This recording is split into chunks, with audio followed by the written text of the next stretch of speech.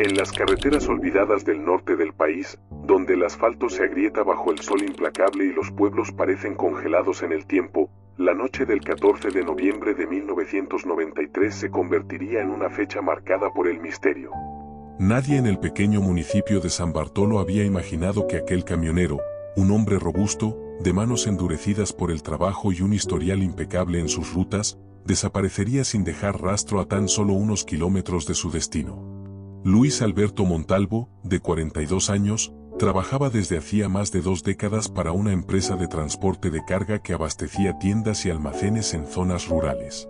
Sus compañeros lo describían como alguien reservado, pero de confianza, siempre puntual y meticuloso con el mantenimiento de su vehículo. Sin embargo, aquella noche su trayecto tendría un giro que hasta hoy sigue sin explicación. A las 7:45, Montalvo cargó el camión en el almacén de la empresa, un viejo galpón iluminado por luces fluorescentes parpadeantes. Testigos recuerdan haberlo visto revisando 2 veces las correas de sujeción y comprobando la presión de las llantas. Todo parecía rutinario. El destino era un pueblo minero a 87 kilómetros, un viaje de menos de 2 horas. La carretera elegida, la 27B, atravesaba un tramo solitario de campo abierto y montañas bajas, un camino que, de noche, podía convertirse en una trampa de sombras. Varios choferes preferían tomar rutas alternas más largas, pero Montalvo confiaba en su experiencia y en el buen estado de su camión internacional modelo 1985, color azul oscuro. Según el registro del peaje de Las Cruces, el camión pasó a las 8:23. La cabina de seguridad lo captó en la cámara. Montalvo miraba al frente, sin gestos extraños. Esa sería la última imagen conocida del hombre con vida. Unos 35 minutos después, un agricultor que trabajaba de noche cerca de la carretera aseguró haber visto un camión detenerse a un costado, con las luces de emergencia encendidas. Desde su posición, a unos 200 metros, notó que la puerta del conductor estaba abierta. No escuchó voces ni vio movimiento alguno, solo el ronroneo del motor en ralentí. El agricultor no le dio mayor importancia. Pensó que el conductor tal vez se había detenido para descansar o revisar algo. Lo inquietante comenzó a las 11:10, cuando otro camionero, José Rentería, transitó por el mismo punto y halló el vehículo de Montalvo en la misma posición, pero con las luces apagadas. Rentería detuvo su marcha, tocó la bocina y se acercó. El camión estaba cerrado con seguro, pero no había rastro del conductor. El motor estaba frío. Rentería intentó comunicarse por radio con otros choferes cercanos, sin éxito. La señal en esa zona era intermitente. Tras unos minutos, decidió continuar hasta la gasolinera más próxima para avisar a la policía. La patrulla tardó casi 40 minutos en llegar. Los oficiales encontraron algo que, hasta el día de hoy, sigue generando teorías. Sobre el asiento del copiloto había una libreta abierta, con las últimas 2 líneas escritas con letra apresurada. KM54, luces detrás, no es otro camión. La libreta fue entregada como evidencia, pero las autoridades nunca pudieron determinar qué significaban exactamente esas palabras. La escena no mostraba señales de forcejeo ni huellas visibles alrededor, como si Montalvo se hubiera desvanecido en el aire. El cargamento seguía intacto y el tanque de combustible a más de la mitad. El reloj de pulsera del conductor estaba sobre el tablero, detenido a las 8:41. El rumor se extendió rápido por los pueblos vecinos. Algunos hablaban de un asalto mal ejecutado, otros de un accidente extraño, e incluso había quienes susurraban sobre luces misteriosas que desde hacía años varios conductores aseguraban haber visto en ese mismo tramo de la 27B. Lo que la gente no sabía en ese momento era que esta desaparición no era un caso aislado. Archivos olvidados en dependencias policiales de la región revelaban incidentes similares, aunque ninguno tan documentado. Y, según investigadores independientes, las horas previas a la desaparición de Montalvo fueron testigos de algo mucho más inquietante de lo que se contó en su momento. Pero esa parte de la historia apenas comenzaba a salir a la luz. La investigación oficial comenzó la madrugada del 15 de noviembre de 1993, apenas 4 horas después de que José Rentería notificara la presencia del camión abandonado. La primera inspección fue rápida y superficial. Los oficiales de tránsito y un par de agentes de la policía local tomaron fotografías con cámaras de carrete, revisaron el cargamento y anotaron los datos de la matrícula. No había huellas frescas de neumáticos distintas a las del propio camión, ni marcas que indicaran un accidente. El terreno, de tierra seca y grava, dificultaba encontrar rastros claros. El jefe de la comisaría, un hombre llamado Benítez, ordenó que el vehículo fuera remolcado hasta el depósito municipal. No había indicios suficientes para tratarlo como escena de crimen. Oficialmente, se registró como ausencia voluntaria del conductor, un término que molestaría profundamente a la familia de Montalvo días después. Mientras tanto, en la casa de Luis Alberto, ubicada en las afueras de San Bartolo, su esposa Mariela escuchaba el timbre de madrugada. Cuando abrió la puerta, vio al supervisor de la empresa acompañado de un policía. El silencio de ambos antes de hablar fue lo que más le inquietó. Encontramos el camión, pero no a Luis, le dijeron. Mariela, incrédula, insistió en que eso era imposible. Su esposo jamás abandonaría su vehículo ni su carga, mucho menos en plena ruta nocturna. El lunes 15, a primera hora, la noticia ya corría por la radio local. Camionero desaparecido en la 27B. Autoridades investigan. Sin embargo, el tono era escueto, casi rutinario. La gente del lugar estaba acostumbrada a oír sobre robos de carga o accidentes, pero no sobre un conductor que se evaporara dejando atrás todo. Ese mismo día, un joven mecánico llamado Darío Muñoz se presentó en la comisaría asegurando haber visto algo la noche anterior. Según su testimonio, mientras volvía a casa en motocicleta por un tramo secundario que cruza con la 27B, notó un resplandor intenso en el cielo, de un blanco azulado, que se desplazaba lentamente en paralelo a la carretera. Al principio creyó que se trataba de un helicóptero, pero el silencio absoluto y la forma esférica de la luz le hicieron dudar. Calculó que aquello ocurrió entre las 8:35 y 8:45, justamente en el intervalo en que el reloj de Montalvo se había detenido. La policía tomó nota de la declaración, pero no le dio demasiada importancia. En los archivos oficiales, el comentario de Muñoz fue registrado como percepción subjetiva no confirmada. Al día siguiente, un grupo de familiares y amigos del camionero decidió recorrer la zona por su cuenta.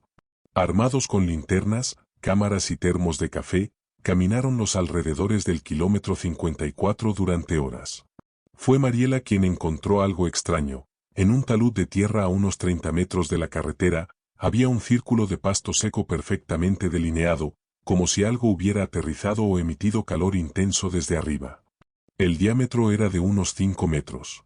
Un fotógrafo aficionado del grupo tomó varias imágenes, pero al revelar el carrete días después, descubrió que en algunas fotos aparecía una bruma irregular cubriendo el centro del círculo. Otros cuadros, tomados apenas segundos antes o después, no mostraban esa anomalía. El hallazgo nunca fue incluido en el expediente policial.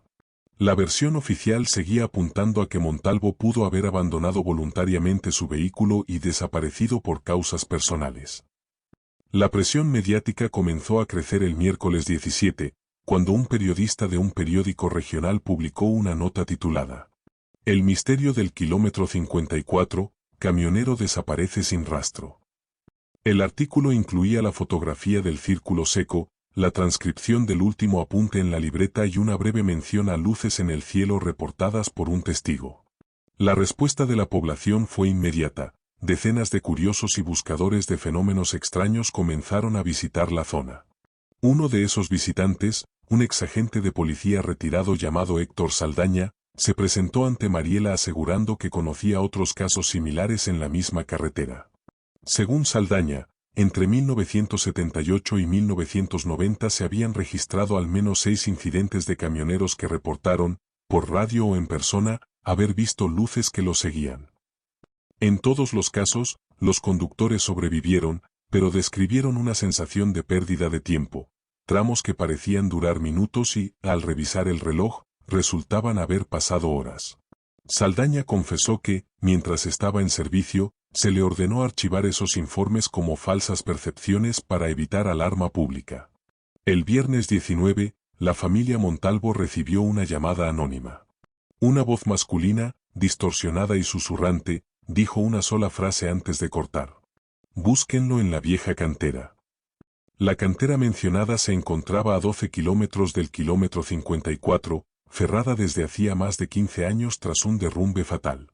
Pese a ser una propiedad clausurada, algunos vecinos aseguraban que, de noche, se escuchaban ruidos metálicos y motores encendiéndose en su interior. Esa misma noche, Saldaña y dos primos de Montalvo fueron hasta el lugar, armados con linternas y cámaras. El acceso principal estaba bloqueado por una valla oxidada, pero un hueco en el alambrado permitía entrar a pie. Dentro, el terreno era irregular, con charcos estancados y restos de maquinaria corroída. A las 12 de la noche y 17, mientras revisaban la zona más profunda, escucharon un ruido lejano, como un motor encendiéndose y apagándose varias veces. Saldaña grabó el sonido con una grabadora portátil. Segundos después, un destello los iluminó desde una colina cercana, tan intenso que los dejó cegados por unos segundos. Cuando recuperaron la vista, la colina estaba desierta. Decidieron retirarse de inmediato, pero al revisar las grabaciones más tarde, encontraron algo inquietante. Justo antes del destello, se escuchaba una voz muy baja, como si alguien hablara dentro de la cabina de un vehículo, diciendo algo que ninguno pudo descifrar del todo. Lo que sí quedó claro para todos es que aquella desaparición estaba lejos de ser un caso de abandono voluntario. Lo que ignoraban era que, al día siguiente, un trabajador de mantenimiento de la carretera haría un hallazgo que cambiaría por completo el rumbo de la investigación. La mañana del sábado 20 de noviembre de 1993 amaneció despejada. A las 6:45, mientras realizaba su ronda habitual, Julio Cárdenas, encargado del mantenimiento de la carretera 27B, se detuvo a inspeccionar un tramo en el kilómetro 56, apenas 2 kilómetros más adelante del punto donde se halló el camión de Montalvo. Julio estaba acostumbrado a encontrar restos de neumáticos, pedazos de vidrio o animales atropellados, pero lo que vio esa mañana le provocó un escalofrío inmediato. En el borde del asfalto, justo donde comenzaba la maleza, había una mancha oscura y circular, de unos 2 metros de diámetro. No era aceite ni sangre, la superficie del pavimento estaba quemada, como si algo extremadamente caliente hubiera estado posado allí por varios minutos. Lo más inquietante era lo que había en el centro de esa mancha, un reloj de pulsera, idéntico al que Luis Alberto Montalvo solía usar. La correa estaba derretida en un extremo y la esfera estaba cubierta por una capa fina de hollín. La hora marcada, 8:44, el mismo momento en que, según el testimonio de Darío Muñoz, había visto la luz azulada desplazándose por el cielo. Julio recogió el reloj con una bolsa plástica y lo llevó de inmediato a la comisaría. El jefe Benítez, al verlo, no pudo evitar fruncir el ceño. Aunque el hallazgo era significativo, ordenó que se registrara como objeto posiblemente perteneciente al desaparecido y evitó hacer declaraciones a la prensa. Ese mismo día, Mariela fue citada para identificar el objeto. Al verlo, rompió en llanto. No solo era idéntico al de su esposo, sino que, al girarlo, pudo leer la inscripción en la parte trasera: para Luis, con todo mi amor, M. Era un regalo que ella misma le había hecho en su aniversario número 10. La aparición del reloj reavivó el interés del periodista que había cubierto el caso, Víctor Espinoza. Decidió publicar una segunda nota, esta vez titulada Evidencia en el kilómetro 56, el tiempo se detuvo para Montalvo. La noticia atrajo a un grupo de investigadores independientes especializados en fenómenos aéreos no identificados. Entre ellos se encontraba Laura Rivas, una ingeniera electrónica que llevaba años recopilando testimonios de pérdidas de tiempo en carreteras. Al visitar el lugar de la mancha, Laura tomó muestras del pavimento y detectó, con un medidor portátil, niveles inusualmente altos de radiación superficial. Lo extraño era que esa radiación no se dispersaba como en un área contaminada común. Estaba concentrada exactamente en el círculo quemado y desaparecía por completo apenas 1 metro fuera del límite. Mientras tanto, en la cantera abandonada, Saldaña continuaba investigando por su cuenta. Revisando viejos planos de la zona, descubrió algo inquietante: un túnel clausurado que conectaba la cantera con un pasadizo subterráneo en dirección a la carretera 27B. Según documentos antiguos, esa galería fue utilizada en los años 60 para transportar material de extracción sin interrumpir el tráfico. Lo que nadie sabía era que, tras el derrumbe que clausuró la cantera, el túnel jamás fue rellenado por completo. Saldaña sospechaba que podía haberse convertido en un escondite o en un punto de interés para quienes, o lo que fuera, estuvieran detrás de la desaparición. La noche del 22 de noviembre, Laura Rivas propuso realizar una vigilia en el kilómetro 56 para registrar cualquier anomalía. Llevó cámaras de visión nocturna, grabadoras de alta sensibilidad y detectores de campo electromagnético. El grupo se instaló a las 8, formando un pequeño campamento improvisado junto al arcén. Durante la primera hora, no ocurrió nada fuera de lo común: camiones ocasionales, el sonido de grillos y un viento frío que soplaba desde el norte. Sin embargo, a las 8:43, los detectores comenzaron a emitir un pitido intermitente. Laura, sorprendida, ajustó la calibración, pero los valores continuaban subiendo. Un minuto después, un destello azul, idéntico al descrito por Darío Muñoz, apareció en el horizonte y se acercó a gran velocidad. El grupo apuntó las cámaras, pero, inexplicablemente, los equipos dejaron de grabar justo cuando la luz estaba sobre ellos. El fallo duró exactamente 17 segundos, y cuando los dispositivos volvieron a funcionar, la luz ya no estaba. Revisando las grabaciones, encontraron un detalle inquietante: el audio captado durante el apagón mostraba un zumbido grave, similar al de una turbina, seguido de un breve susurro que nadie pudo identificar. Algunos creyeron escuchar la palabra abajo, otros aquí. El incidente reforzó la teoría de que algo o alguien estaba controlando deliberadamente que podía registrarse y que no. El 24 de noviembre, mientras todo esto ocurría, un vecino de la comunidad de San Bartolo, don Ernesto Palacios, se presentó en la casa de Mariela con un objeto envuelto en un pañuelo. Dijo haberlo encontrado en el borde de un arroyo, a unos 5 kilómetros de la carretera. Era la cartera de Luis Alberto, con todos sus documentos intactos, excepto por una fotografía familiar que solía guardar en el compartimento principal. Esa foto, en la que aparecían él, Mariela y sus 2 hijos, estaba rota, y la parte que mostraba el rostro de Luis había desaparecido. La coincidencia temporal entre la aparición del reloj, la mancha en el asfalto y la cartera extraviada llevó a algunos a pensar que Montalvo podría estar vivo, moviéndose o siendo movido de un lugar a otro.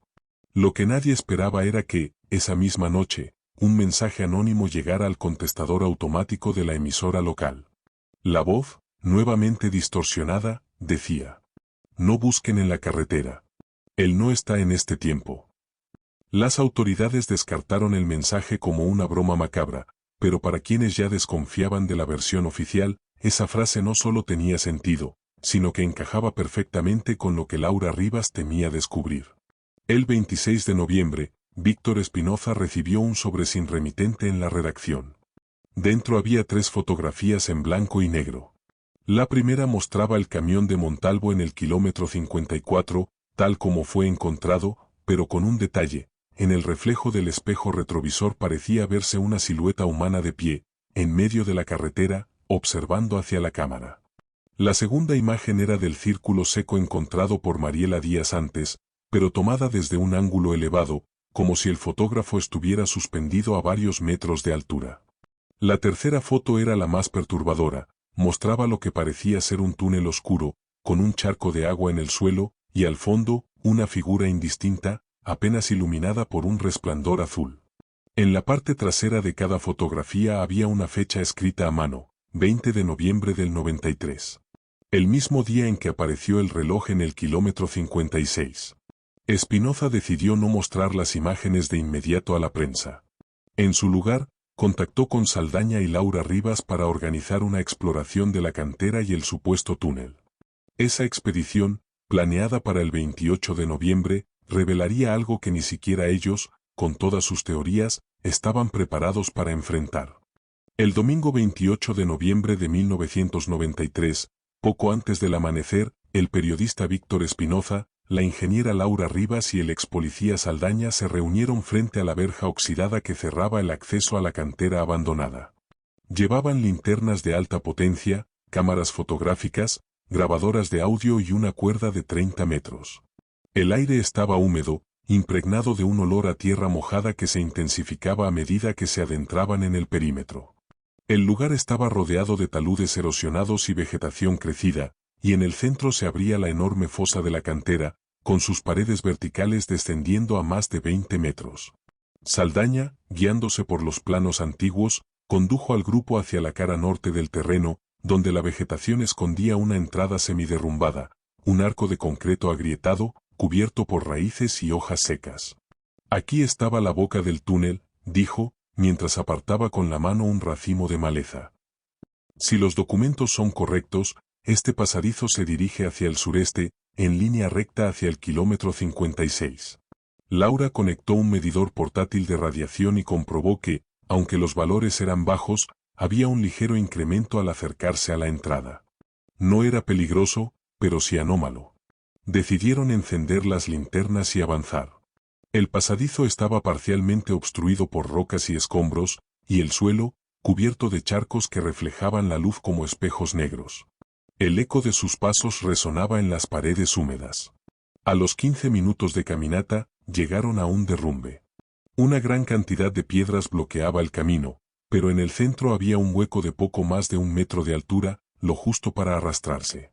Saldaña, el más corpulento, fue el primero en pasar. Al otro lado, el túnel continuaba, pero con un cambio. Las paredes ya no eran de roca tallada, sino de un material liso, grisáceo, como cemento pulido, que no coincidía con la construcción original de la cantera. «Esto no es obra de los mineros», susurró Saldaña. «Esto es otra cosa». Mientras avanzaban, Laura notó que sus instrumentos captaban picos de radiación y alteraciones en el campo electromagnético, especialmente cerca de ciertas secciones de la pared. Al tocar una de ellas, sintió una leve vibración, como si algo estuviera funcionando dentro. Tras unos minutos más, llegaron a una bifurcación. A la izquierda, el pasadizo descendía con una pendiente suave, a la derecha, subía levemente. Decidieron tomar el camino descendente. El aire se volvió más frío y denso, y pronto comenzaron a escuchar un sonido lejano, similar a un zumbido mecánico. Cuanto más bajaban, más claro se volvía. A los 30 metros de descenso, llegaron a una gran cámara subterránea. El techo estaba a unos 5 metros de altura, y en el centro, sobre el suelo, había una estructura circular metálica, de unos 3 metros de diámetro, cubierta parcialmente con una lona raída. Víctor, intrigado, retiró un extremo de la lona, revelando una superficie pulida que reflejaba la luz de las linternas de manera extraña, casi líquida. En el borde, pequeñas ranuras emitían un resplandor azul intermitente. «Esto no es maquinaria industrial», dijo Laura, observando de cerca. «No hay óxido. No hay marcas de fabricación. Y está caliente». Cuando apoyó la palma, sintió una vibración rítmica, como un latido lento. Saldaña, que inspeccionaba el perímetro, encontró algo aún más inquietante. En el suelo, a medio metro de la estructura, había una huella de zapato cubierta de polvo, perfectamente definida. El patrón coincidía con el tipo de calzado que Luis Alberto Montalvo solía usar para trabajar. «Él estuvo aquí», dijo, levantando la vista. «No hay duda». Mientras discutían qué hacer, un ruido metálico resonó en la bóveda, como si una compuerta se hubiera cerrado en algún lugar del túnel. Laura revisó el reloj. Eran las 20:44, la misma hora registrada en el reloj de Montalvo y en el momento en que la luz azul apareció en el kilómetro 56.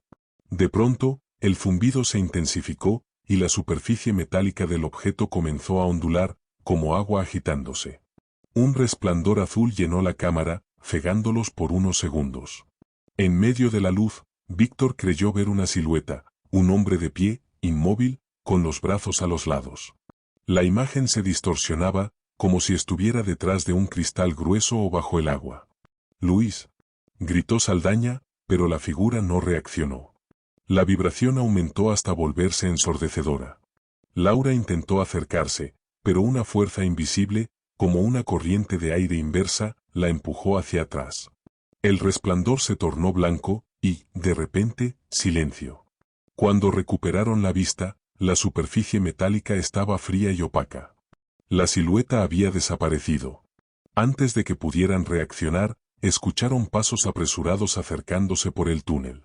3 hombres vestidos con monos grises y cascos con visores entraron en la cámara. No llevaban insignias ni identificaciones visibles. Uno de ellos levantó la mano y dijo con voz firme: «Ustedes no han visto nada». Los tres fueron obligados a retroceder por el pasadizo. Ninguno de los hombres armados los tocó, pero la manera en que bloqueaban el camino dejaba claro que no podían insistir. A la salida, la madrugada ya comenzaba a asomar.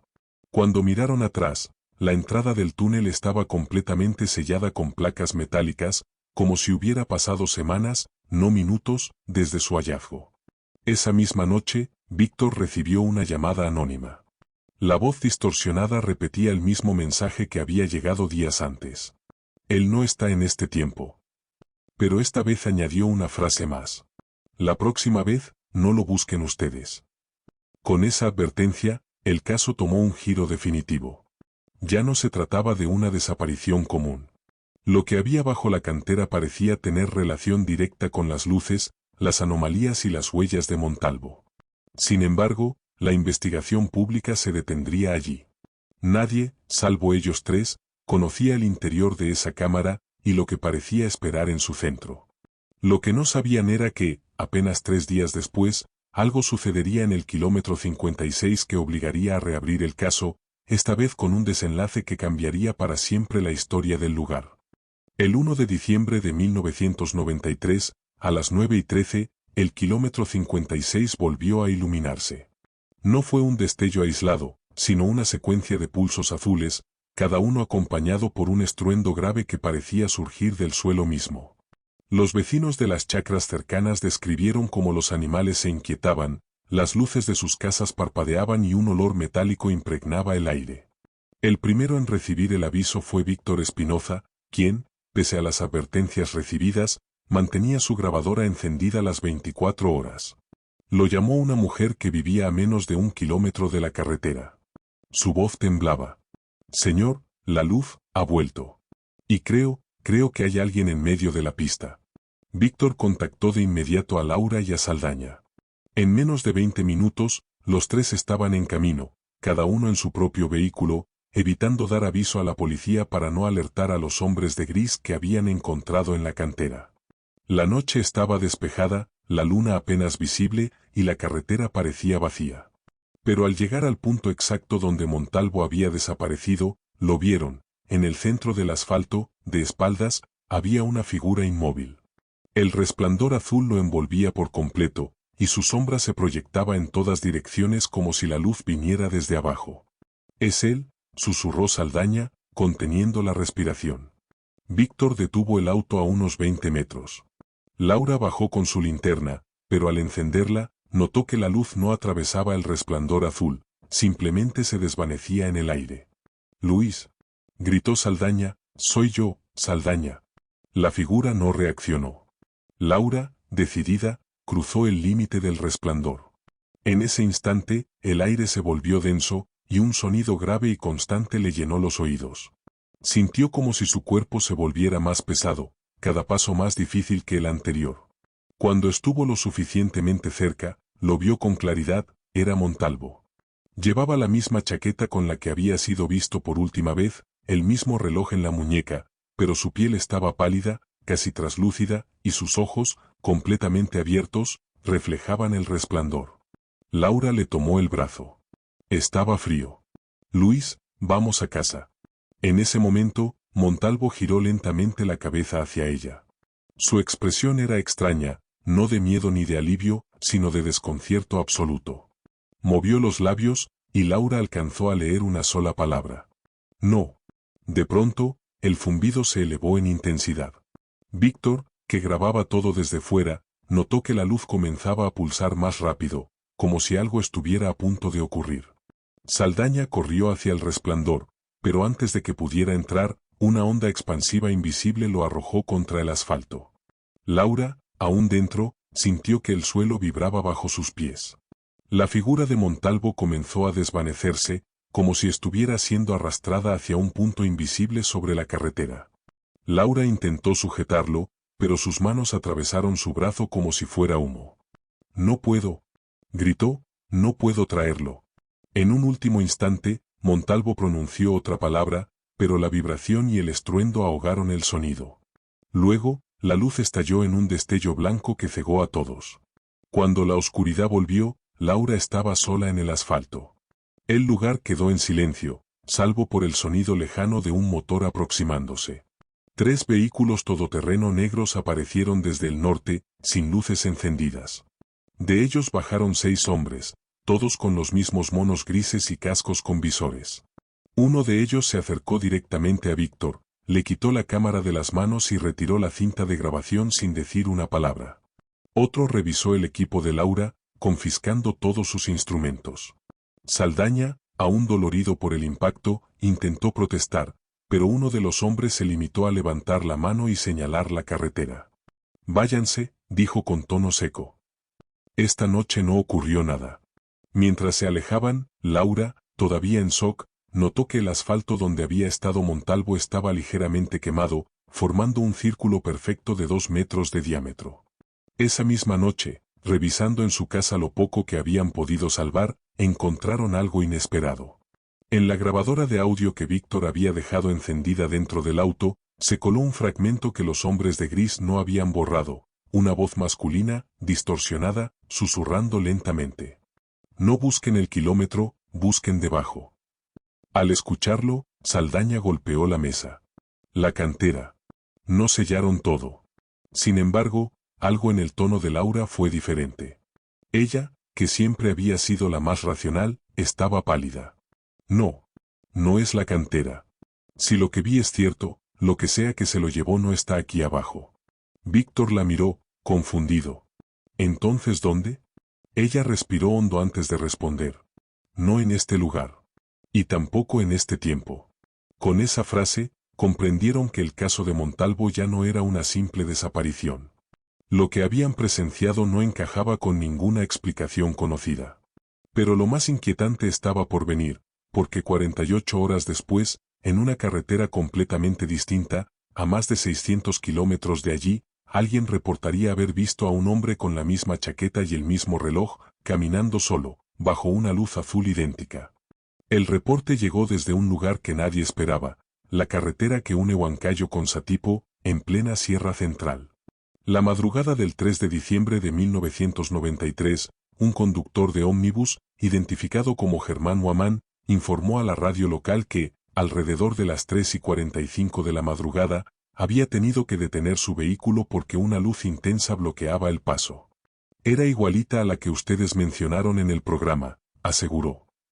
Azul, pulsando, como respirando, y en medio, un hombre parado, mirando hacia nosotros. Germán no estaba solo. 22 pasajeros, todos despiertos, fueron testigos del momento. Según la mayoría, el hombre llevaba una chaqueta oscura, un pantalón de mezclilla gastado y un reloj plateado en la muñeca izquierda. Su postura era erguida, pero no parecía consciente de lo que ocurría a su alrededor. Uno de los pasajeros, un mecánico llamado Eusebio Farfán, decidió bajar para acercarse. Apenas dio 3 pasos hacia el resplandor, sintió que el aire se volvía pesado, como si estuviera entrando en un cuarto cerrado y sin ventilación. Una sensación metálica en la lengua y un zumbido grave le obligaron a retroceder. «No pude seguir. Era como si algo me empujara hacia atrás», declaró después. El ómnibus permaneció detenido unos 5 minutos, hasta que la luz y la figura desaparecieron sin dejar rastro. El asfalto quedó intacto, pero la sensación de electricidad en el ambiente persistió hasta que retomaron la marcha. Cuando Víctor escuchó el testimonio por la radio, supo que no podía ser casualidad. Llamó de inmediato a Laura y Saldaña. «Si ese hombre es Montalvo», dijo, «no se ha ido. Está moviéndose». En menos de 12 horas, los 3 estaban viajando hacia Huancayo, llevando cámaras, grabadoras y el poco equipo que les quedaba tras el encuentro con los hombres de gris. Esta vez, decidieron no avisar a nadie más. Llegaron de noche. La zona donde ocurrió el avistamiento estaba en una curva amplia, flanqueada por barrancos a un lado y densa vegetación al otro. No había postes de luz ni viviendas cercanas. Al recorrer el lugar, Laura notó algo extraño. Las piedras a un costado del camino tenían una capa de hollín muy fina, como si hubieran estado expuestas a calor extremo. «Esto no lo provoca una linterna ni un foco de auto», comentó mientras recogía una muestra. «Aquí hubo energía, y mucha. Víctor instaló una cámara en un trípode, apuntando hacia la carretera. Saldaña, con un viejo transmisor de radio, sintonizó frecuencias bajas, buscando interferencias. Durante horas, no pasó nada. Solo el viento frío de la madrugada y el sonido ocasional de algún camión lejano. Pero a las 2:17 de la madrugada, el receptor de Saldaña emitió un ruido agudo y constante. La aguja de intensidad se disparó. Laura miró hacia la curva y lo vio, un destello azul, leve al principio, que fue creciendo hasta envolver toda la calzada. «Ahí está», gritó Víctor mientras encendía la cámara.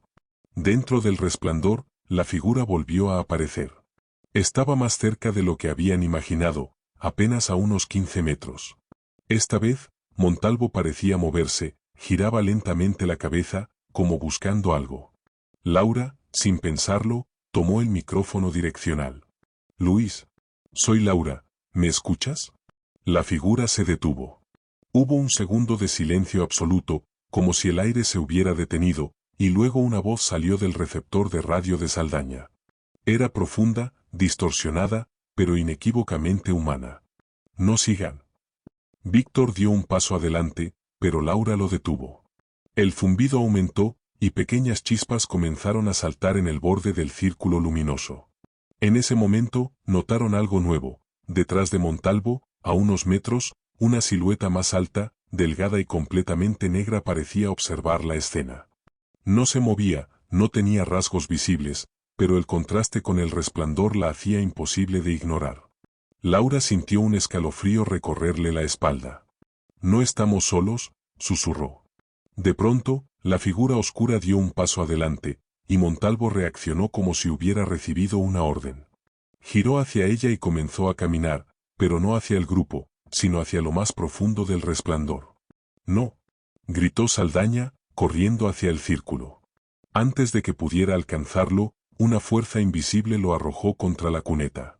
La cámara de Víctor captó el momento exacto en que Montalvo desapareció tras la figura oscura, y luego, en menos de un segundo, todo el resplandor colapsó en un solo punto y se extinguió. El silencio volvió, pero esta vez, la temperatura había descendido bruscamente. El vapor de la respiración de todos era visible, y la sensación en el aire era opresiva. Laura se arrodilló en el asfalto, tocando el lugar donde había estado Montalvo. «No es un secuestro», murmuró. «Es un tránsito». Víctor revisó la grabación. Aunque las imágenes eran claras, había un detalle inquietante. En los últimos fotogramas, justo antes de que todo se desvaneciera, se veía que la figura oscura giraba la cabeza directamente hacia la cámara, como si supiera que estaba siendo observada. Al revisarlo cuadro por cuadro, notaron algo más perturbador. Donde deberían estar los ojos, había dos pequeños puntos de luz azul, idénticos al resplandor que envolvía la carretera. Sin embargo, el mayor impacto vino horas después, cuando estaban de regreso en Huancayo.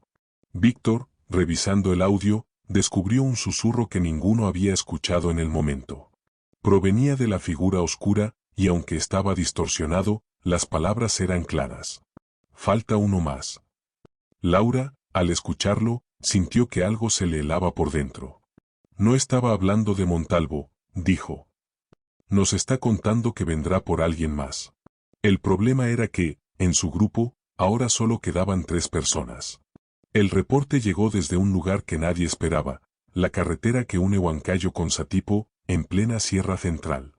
La madrugada del 3 de diciembre de 1993, un conductor de ómnibus, identificado como Germán Huamán, informó a la radio local que, alrededor de las 3:45 de la madrugada, había tenido que detener su vehículo porque una luz intensa bloqueaba el paso. «Era igualita a la que ustedes mencionaron en el programa», aseguró. «Azul, pulsando, como respirando, y en medio, un hombre parado, mirando hacia nosotros». Germán no estaba solo. 22 pasajeros, todos despiertos, fueron testigos del momento. Según la mayoría, el hombre llevaba una chaqueta oscura, un pantalón de mezclilla gastado y un reloj plateado en la muñeca izquierda. Su postura era erguida, pero no parecía consciente de lo que ocurría a su alrededor. Uno de los pasajeros, un mecánico llamado Eusebio Farfán, decidió bajar para acercarse. Apenas dio 3 pasos hacia el resplandor, Sintió que el aire se volvía pesado, como si estuviera entrando en un cuarto cerrado y sin ventilación. Una sensación metálica en la lengua y un zumbido grave le obligaron a retroceder. No pude seguir. Era como si algo me empujara hacia atrás, declaró después. El ómnibus permaneció detenido unos 5 minutos, hasta que la luz y la figura desaparecieron sin dejar rastro. El asfalto quedó intacto, pero la sensación de electricidad en el ambiente persistió hasta que retomaron la marcha. Cuando Víctor escuchó el testimonio por la radio, supo que no podía ser casualidad. Llamó de inmediato a Laura y Saldaña. Si ese hombre es Montalvo, dijo, no se ha ido. Está moviéndose. En menos de 12 horas, los tres estaban viajando hacia Huancayo, llevando cámaras, grabadoras y el poco equipo que les quedaba tras el encuentro con los hombres de gris. Esta vez, decidieron no avisar a nadie más. Llegaron de noche. La zona donde ocurrió el avistamiento estaba en una curva amplia, flanqueada por barrancos a un lado y densa vegetación al otro. No había postes de luz ni viviendas cercanas. Al recorrer el lugar, Laura notó algo extraño. Las piedras a un costado del camino tenían una capa de hollín muy fina, como si hubieran estado expuestas a calor extremo. Esto no lo provoca una linterna ni un foco de auto, comentó mientras recogía una muestra. Aquí hubo energía, y mucha. Víctor instaló una cámara en un trípode, apuntando hacia la carretera. Saldaña, con un viejo transmisor de radio, sintonizó frecuencias bajas, buscando interferencias. Durante horas, no pasó nada. Solo el viento frío de la madrugada y el sonido ocasional de algún camión lejano. Pero a las 2:17 de la madrugada, el receptor de Saldaña emitió un ruido agudo y constante. La aguja de intensidad se disparó. Laura miró hacia la curva y lo vio, un destello azul, leve al principio, que fue creciendo hasta envolver toda la calzada. «Ahí está», gritó Víctor mientras encendía la cámara. Dentro del resplandor, la figura volvió a aparecer. Estaba más cerca de lo que habían imaginado, apenas a unos 15 metros. Esta vez, Montalvo parecía moverse, giraba lentamente la cabeza, como buscando algo. Laura, sin pensarlo, tomó el micrófono direccional. «Luis, soy Laura, ¿me escuchas?» La figura se detuvo. Hubo un segundo de silencio absoluto, como si el aire se hubiera detenido, y luego una voz salió del receptor de radio de Saldaña. Era profunda, distorsionada, pero inequívocamente humana. «No sigan». Víctor dio un paso adelante, pero Laura lo detuvo. El zumbido aumentó, y pequeñas chispas comenzaron a saltar en el borde del círculo luminoso. En ese momento, notaron algo nuevo. Detrás de Montalvo, a unos metros, una silueta más alta, delgada y completamente negra parecía observar la escena. No se movía, no tenía rasgos visibles, pero el contraste con el resplandor la hacía imposible de ignorar. Laura sintió un escalofrío recorrerle la espalda. «No estamos solos», susurró. De pronto, la figura oscura dio un paso adelante, y Montalvo reaccionó como si hubiera recibido una orden. Giró hacia ella y comenzó a caminar, pero no hacia el grupo, sino hacia lo más profundo del resplandor. «No», gritó Saldaña, corriendo hacia el círculo. Antes de que pudiera alcanzarlo, una fuerza invisible lo arrojó contra la cuneta. La cámara de Víctor captó el momento exacto en que Montalvo desapareció tras la figura oscura, y luego, en menos de un segundo, todo el resplandor colapsó en un solo punto y se extinguió. El silencio volvió, pero esta vez, la temperatura había descendido bruscamente. El vapor de la respiración de todos era visible, y la sensación en el aire era opresiva. Laura se arrodilló en el asfalto, tocando el lugar donde había estado Montalvo. «No es un secuestro», murmuró. «Es un tránsito». Víctor revisó la grabación. Aunque las imágenes eran claras, había un detalle inquietante. En los últimos fotogramas, justo antes de que todo se desvaneciera, se veía que la figura oscura giraba la cabeza directamente hacia la cámara, como si supiera que estaba siendo observada. Al revisarlo cuadro por cuadro, notaron algo más perturbador. Donde deberían estar los ojos, había dos pequeños puntos de luz azul, idénticos al resplandor que envolvía la carretera. Sin embargo, el mayor impacto vino horas después, cuando estaban de regreso en Huancayo. Víctor, revisando el audio, descubrió un susurro que ninguno había escuchado en el momento. Provenía de la figura oscura, y aunque estaba distorsionado, las palabras eran claras. Falta uno más. Laura, al escucharlo, sintió que algo se le helaba por dentro. No estaba hablando de Montalvo, dijo. Nos está contando que vendrá por alguien más. El problema era que, en su grupo, ahora solo quedaban 3 personas.